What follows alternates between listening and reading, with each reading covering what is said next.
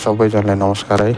म चाहिँ कुवेतदेखि आज चाहिँ कुवेतमा रहने दाजुभाइ दिदीबहिनी लगायत विशेष गरी हाम्रो घरमा काम गर्ने दिदीबहिनीहरूको लागि यो भिडियो चाहिँ अहिले पछिल्लो समयमा बाहिरको मान्छेहरूको कुरा सुनेर है छुट्टी मिल्छ, स्यालेरी पैसा बढी मिल्छ, दुःख हुँदैन, सजिलो हुन्छ काम भनेर भगाउने र निस्किने भाग्ने अलि बढ्दो क्रममा देखिएको छ।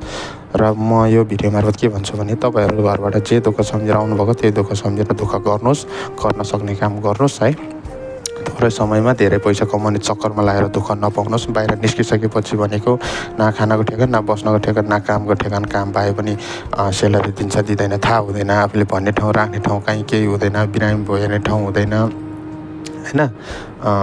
त्यस्तोहरू पनि हामीले कति दुःख पाइरहेको दिदीबहिनीहरू कुवेतमा देखिरहेका छौँ है। तपाईँहरू जस्तो भयो नि 50,000 कमाउन सजिलो छैन।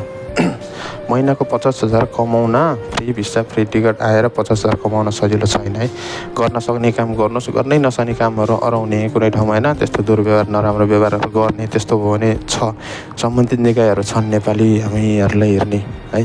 उजुरी गर्नुहोस्, हामी विकास सञ्जालको माध्यमबाट तपाईँहरू कन्ट्याक्ट गर्नुहोस्, आफ्नो दुःखहरू के छ कसो छ होइन उजुरी गर्नुहोस्, रिपोर्ट गर्ने ठाउँहरू छ। तर त्यहाँबाट निस्केर भागेर अरू ठाउँ जान्छु, धेरै पैसा कमाउँछु भन्ने सोच लिएर कहिले पनि ननिस्किनुहोस् तपाईँहरू है भनेर भन्न चाहेँ।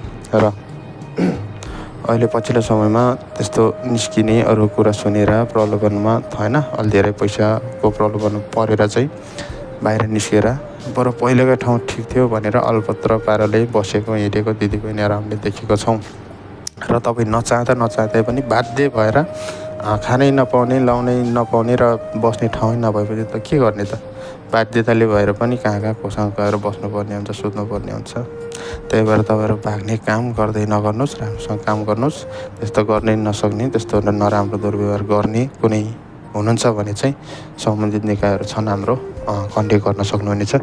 र आफ्नो के हो कसो हो सत्यता यथार्थहरू सकेसम्म तपाईँहरूले गर्ने व्यवहारको भिडियो फोटो के हुन्छ तिनीहरू चाहिँ राख्ने काम गर्नुहोस् भन्न चाहन्छु।